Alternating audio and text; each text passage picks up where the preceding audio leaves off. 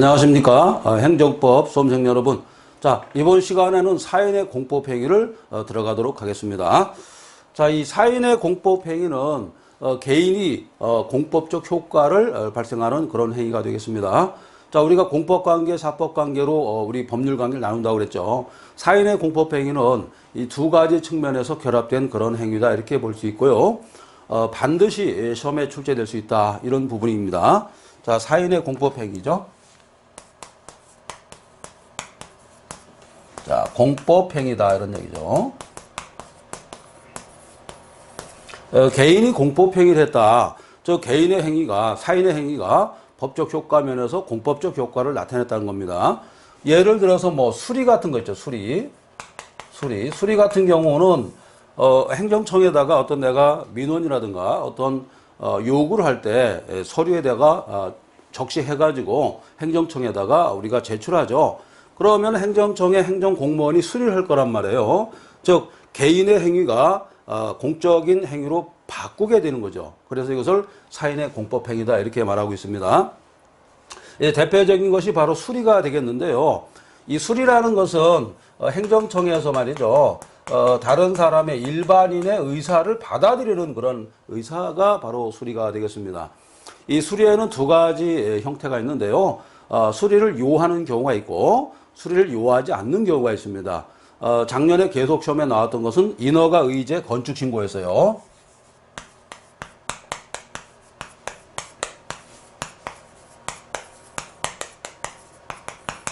자, 인허가 의제 건축 신고는 우리 행정법에서 가장 중요한 어떤 테마가 될 수가 있습니다.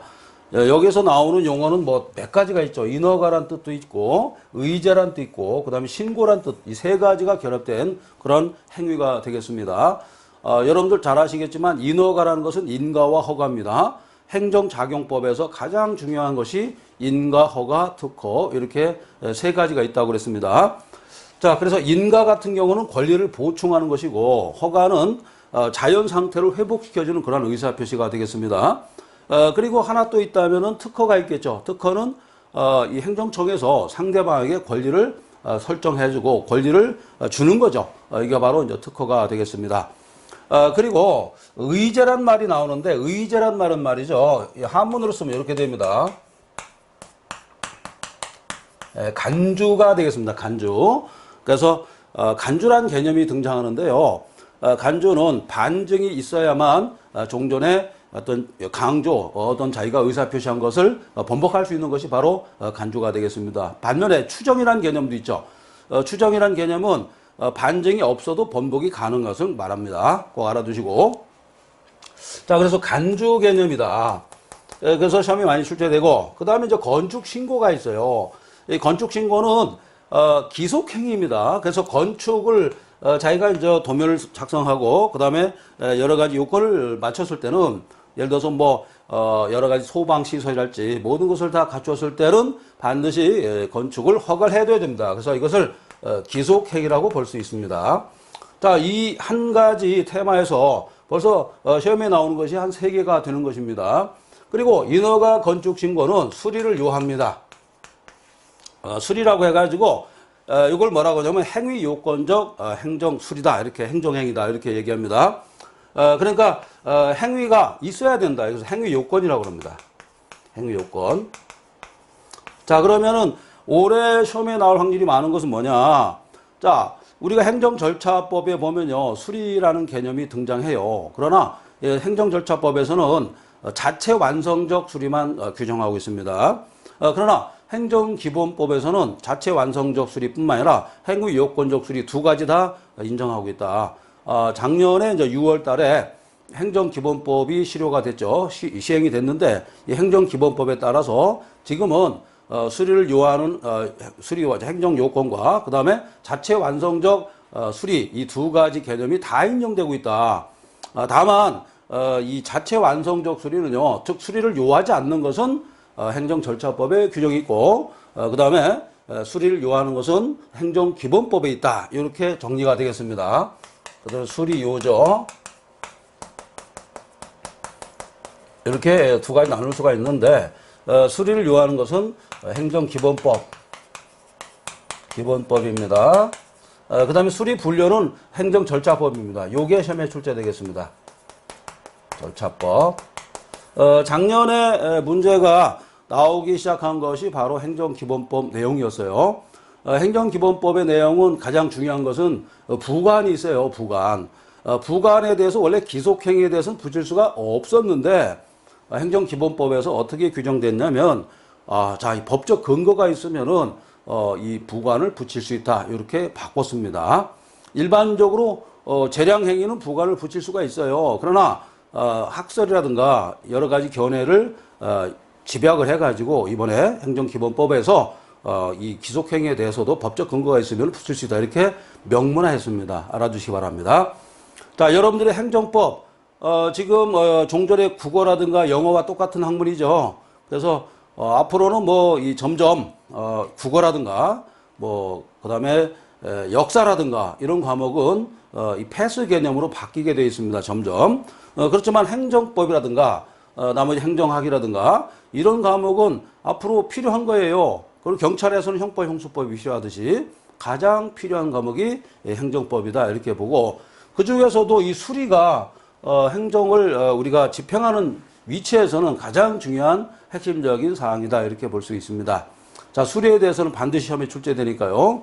이 본 교재에서도 그렇게 나와 있습니다. 자, 의의를 잠깐 보시면은 자, 수리가 뭐냐, 사인의 공법 행위가 뭐냐면 일반 사인이 공법적인 행위를 함으로써 공법적인 효과가 발생하는 것이 바로 사인의 공법 행위다. 이렇게 되어 있고요. 가장 중요한 것이 바로 수리였다. 그죠? 일반 사인이 어떤 서류를 작성해서 뭐 동사무소라든가 가보면 다 있지 않습니까? 수리를 작성해가지고 제출할 때 요 행위가 사인회고 그 다음에가 이제 수리해가지고 도장 찍고 하는 것이 바로 공법 행위다. 이렇게 본 겁니다. 자, 그래서 수리를 요하지 않는 경우와 수리를 요하는 경우 이렇게 나눌 수 있는데, 자, 행정법에 또 하나의 이제 예상 문제가 되는 겁니다.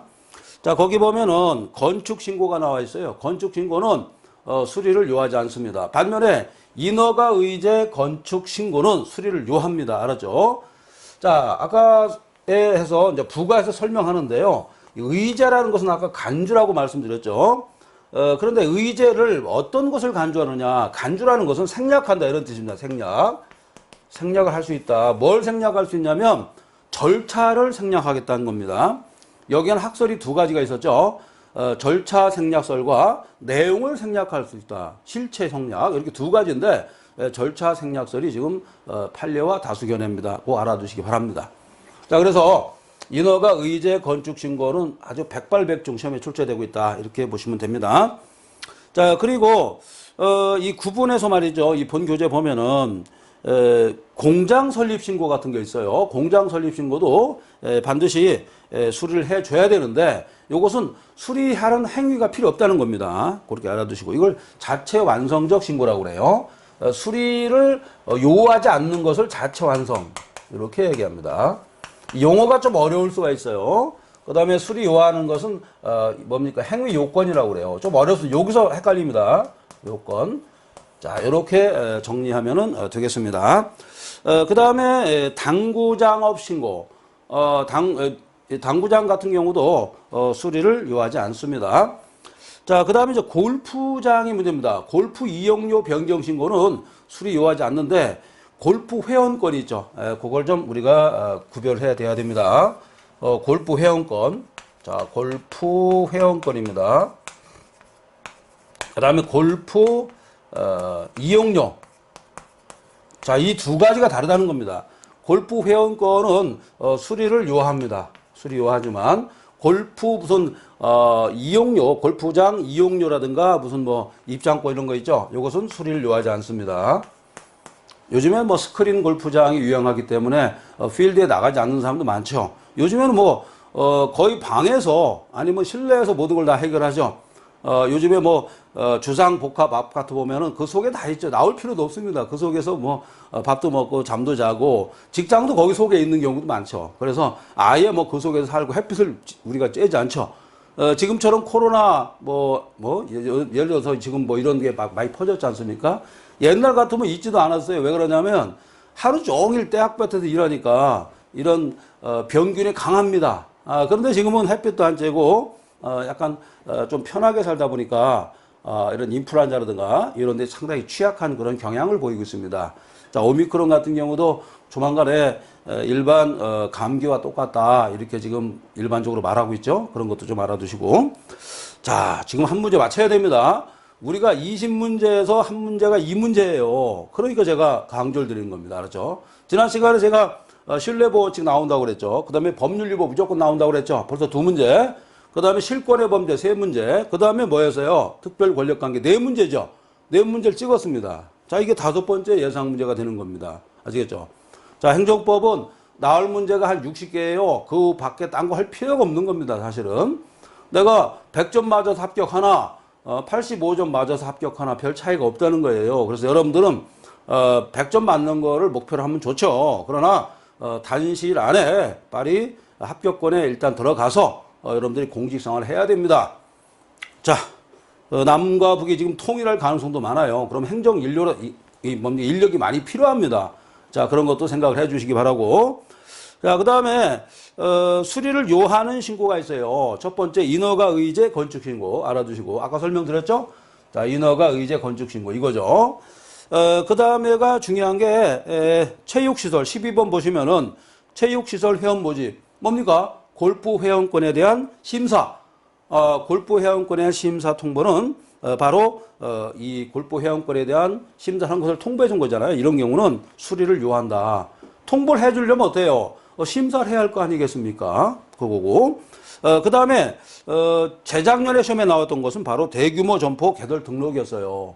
이것은 내가 대규모 점포를 예를 들어서 어떤 큰 어떤 공간이 있을 겁니다. 여기에 점포가 쭈루룩 있죠. 이럴 때는 다 우리가 봐야 되겠죠. 그렇지만 이런 경우는 인허가 의제 건축 신고처럼 어떤 절차를 좀 생략하고 여기에 어떤 예를 들어서 뭐 자영업자가 들어와 있는가 이 정도만 내가 판단해서 상대방한테 알려주면 되는 겁니다. 알았죠? 그래서 이것을 수리를 요하는 신고도 이렇게 본 겁니다.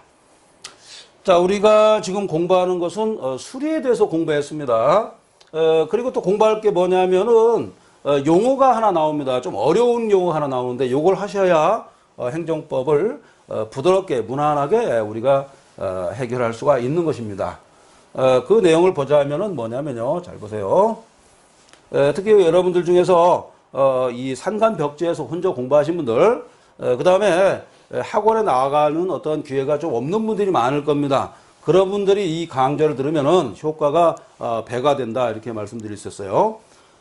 저 같은 경우는 행정법을 최근에 한 6번 정도 시험이 나왔었는데 백발백중을 했다는 것을 자신 있게 제가 말씀드립니다. 자, 무슨 얘기냐면 이제 소멸시효라는 말이 자꾸 나와요. 우리 행정법에서 소멸시효와 제척기간 이렇게 나오는데요. 소멸시효 같은 경우는 어떤 이 권리가 말이죠. 권리가 예를 들어서 이렇게 됩니다. 어떤 권리가 존속한다 이런 개념보다는 내가 어떤 권리를 주장할 수 있는 거 있죠. 이 기간이 바로 소멸시효예요. 권리를 주장할 수 있는 기간, 권리를 주장 아시겠죠? 주장할 수 있는 기간이 소멸시효입니다. 좀 어려운 개념이 되겠습니다. 상당히 어렵죠. 왜 그러냐면 민법에서 왔기 때문에 지금 우리가 공부하는 건 행정법이죠. 이것은 공법입니다. 근데 공법도 민법, 사법에서 많이 밀려 들어왔습니다. 똑같은 겁니다. 아시겠죠? 그렇지만 이제 제척기관은 잘 보세요. 권리가 존속하는 기간입니다. 존속하는 기간입니다. 자, 이게 무슨 뜻이냐면 요 제척기간은 자, 시간에 구애받지 않습니다. 항상 요 시간이 딱 있죠. 자, 어떤 권리가 계속 있는 기간. 자, 예를 들어서 이런 겁니다. 역사를 봤을 때, 예를 들어 고려시대가 있었다. 이런 거죠. 고려시대, 뭐, 918년부터 뭐, 1300 몇 년까지 고려시대다. 이런 거죠. 요 기간. 그러니까 권리가 있었던 기간. 요렇게 얘기하면 되겠고, 소멸시효는 그게 아니고, 정해놓지는 않았어요. 예를 들어서 뭐, 안날로부터 뭐 10년. 예를 들어서, 안날로부터 뭐 10년, 이튿날로부터 몇 년. 이렇게 정해놓지 않았죠. 자, 그런데 고려다 그러면 어때요? 역사책에서 이미 정해져 있는 거 아니에요. 그죠? 존속하고 있는 시간이 있었죠. 이건 바뀔 수가 없는 겁니다. 자, 따라서 소멸시효는 내가 주장할 때부터 진행한다는 겁니다. 아시겠죠? 자, 특히 소멸시효는 권리에 잠잠 안 된다. 이런 옛날부터 법원이 있습니다. 그런 것 좀 알아두시고. 자, 그런데 최근에 시험이 어떤 것이 나왔냐? 잘 보세요. 질서위반 행위 규제법에서 제척기간은 어떤 행위가 말이죠. 행위가, 자, 이거 잘 보십시오. 행위가 완성됐을 때부터 제척기간이 진행된다. 이렇게 보고 있습니다. 이것은 질서위반 행위 규제법에서 나왔던 거고, 반면에 소멸시효는 재판이 확정된 날부터 확정. 자, 이게 다르죠. 자, 그래서 소멸시효와 제척기간을 교차해서 바꿔치기 해가지고 문제를 내는 경향이 크다는 겁니다. 자, 한 문제 맞춰야 됩니다. 소멸시효, 예를 들어서 재판이 확정됐을 때부터 내가 주장하면 되는 겁니다.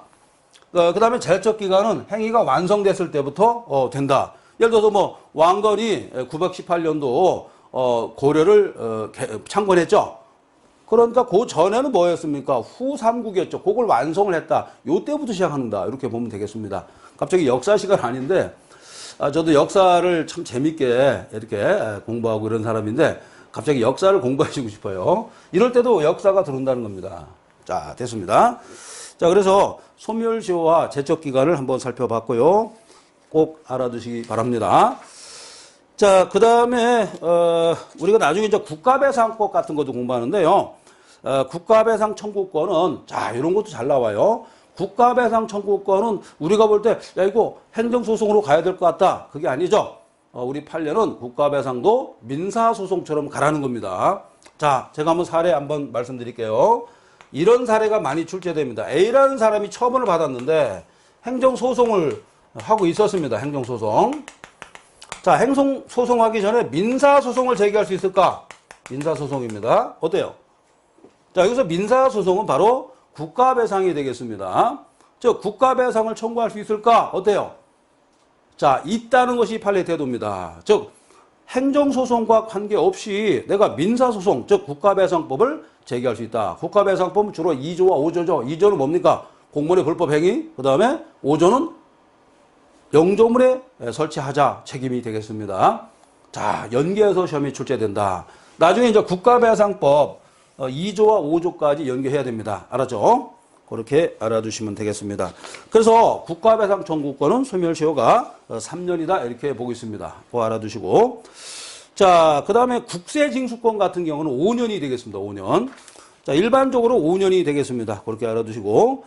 그리고 이제 제척기간은 법률 관계를 신속하게 확정시키고자 하는 것이다. 이것은 법률 관계 신속 확정입니다. 법률 관계를 신속하게 확정시키는 것이다. 이것이 바로 제척기간의 의미다. 이렇게 여러분들이 파악하면 되겠습니다. 자, 그리고 결론적으로 말씀드리자면 좀 아까 공부했던 수리 같은 경우는 공정력이랄까, 그 다음에 확정력, 강제력이 발생하지 않는다. 자, 여러분들 행정행위의 4가지 효과가 뭐라고 그랬죠? 자, 이걸 좀 여러분들이 알아두세요. 행위의 효과 뭡니까? 부공확강이라고 했죠. 부공확강입니다. 이거죠? 그러니까 구속력, 공정력, 그 다음에 확정력, 그 다음에 강제력입니다. 꼭 시험에 출제되겠습니다. 여기서 구속력이라는 개념이 있는데 이것은 기속력이에요. 이 기속력은 말이죠. 행정을 하게 되면은 행정청은 물론이고 일반 당사자도 기속될 수가 있다. 이런 얘기죠. 근데 이게 어디서 또 나오냐면 자기구속의 법리에서 나오지 않습니까? 그래서 자기구속의 법리는 처분이 적법할 때만 자기가 구속된다. 항상 시험에 출제되는 거 아니겠습니까?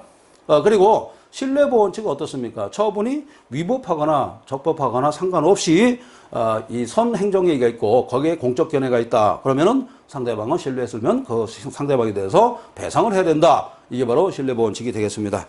그 정도 알아두시고. 자, 그 정도면 충분하겠습니다. 자, 그리고 이제 또 수리에서 또 하나 중요한 게 하나 있어요. 혼인신고 후 호적이 말소됐다. 그럼 혼인신고의 효력이 없어질까요? 이것은 없어지지 않는다는 것이 판례의 태도가 되겠습니다. 그렇게 좀 알아두시고. 자, 그 다음에, 이게 이제 아까 이제 체육시설업자 제가 말씀드렸잖아요. 영업 양도시 종전의 유언 실업자라든가 체육 실업자에게 사업자에게 사돈 총지해야 될까 이런 얘기죠. 자, 이런 겁니다. 내가 영업을 양도했습니다. 이런 얘기죠. 양도인이 양수인한테 영업 양도를 하고 어떻게 합니까? 행정처에 신고를 해야죠. 그러면은 자, 이걸 보세요. 만약에 양수인이 이것을 어떤 사건에 대해서 양수했을 때 어떤 문제가 있었을 때는 양도인한테도 사전에 어떤 행정 절차법상 통지를 해야 된다는 것이 일반론입니다. 그거 알아두시고. 자, 좋습니다. 여러분들이 지금처럼만 공부하면은 큰 문제가 없다 이렇게 볼 수 있습니다. 자, 다음으로 자, 1파트가 끝났습니다. 그러면은 자, 우리가 행정법 통칙에서 중요했던 거 5가지 고르라고 뭡니까? 첫 번째가 법치 행정의 원리, 그죠? 법률 유보가 중요했고, 두 번째가 신뢰보원칙이 중요했죠. 그래서 진정소급, 부진정소급 중요했다. 그 다음에 세 번째가 우리가 배웠던 통치행위, 요게 이제 중요했습니다. 통치행위에서 통치행위 주체가 누구냐? 대통령 또는 국회다. 그래서 예를 들어서 여리가 통치행위에서 여러 가지 있죠. 남북 정상회담이랄지 이런 것은 통치행위에 해당할 수 있고, 그 다음에 북에 송금한 것은 통치행위가 아니다. 이런 것도 공부했었습니다.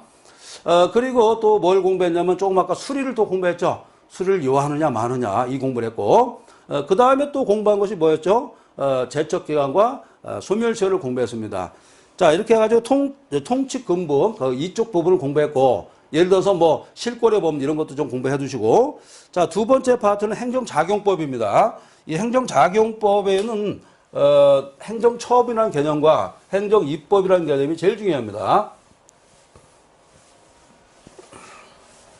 자, 여러분들 여기 잘 보세요. 자, 이제 두 번째 파트로 들어갔어요. 행정작용법입니다. 작용.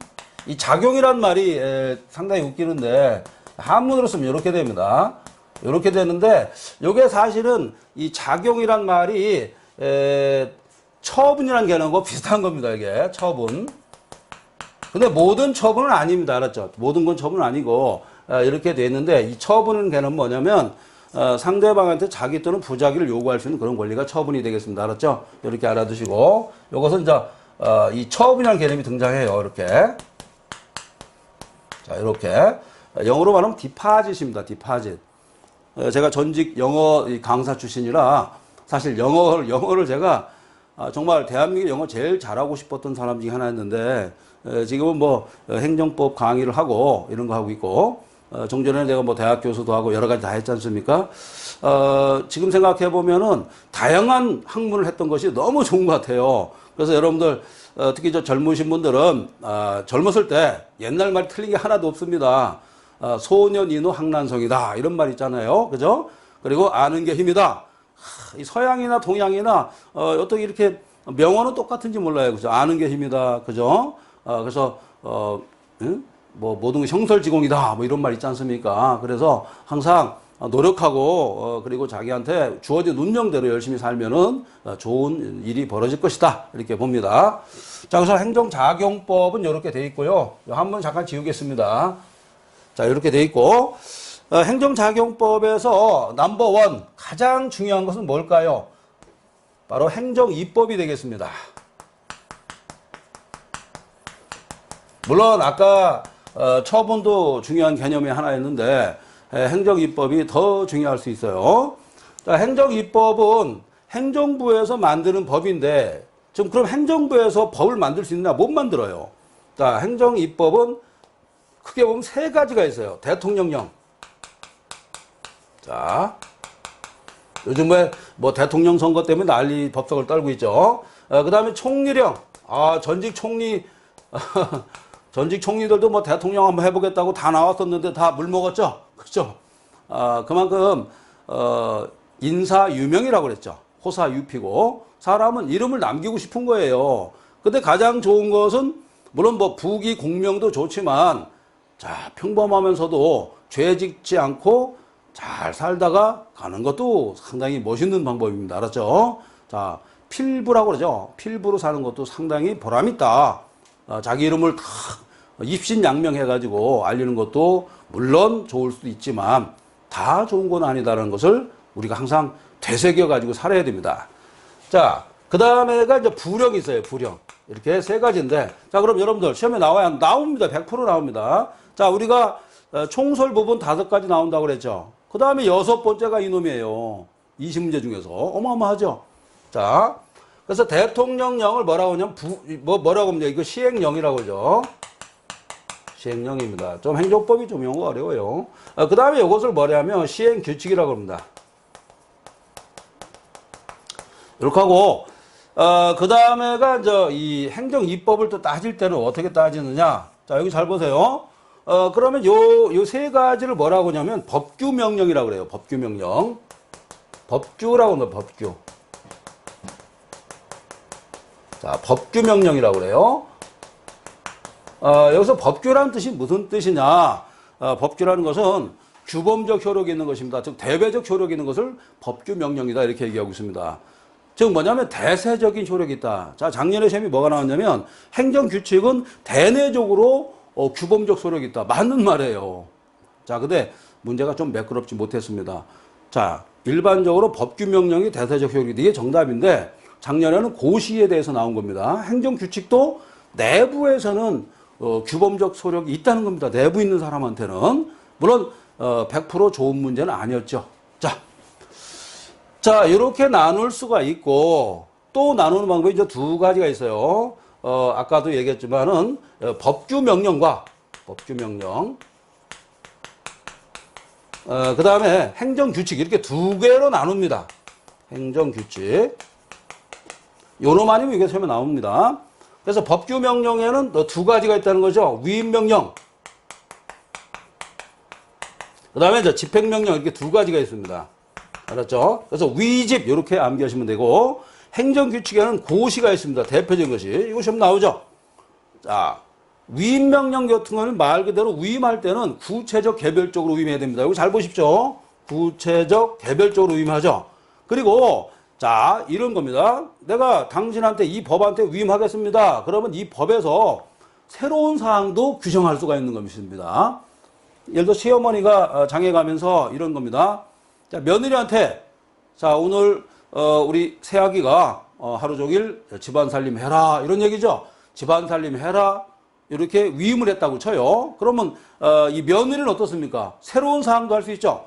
종전에 시어머니가 안 했던 무슨 다른 어떤 일도 좀 거둘 수가 있고 새로운 사항도 할 수가 있는 것입니다. 자, 이게 포인트죠. 위임을 했을 때는 어느 정도 권한을 다 준 거죠. 권한을 다 준 건 아니지만 일부 준 건데 그럼 권한을 줬다는 건 뭡니까? 새로운 사항도 할 수 있다. 즉 새로운 사항을 규정할 수 있다는 겁니다. 이게 답이죠. 새로운 사항입니다.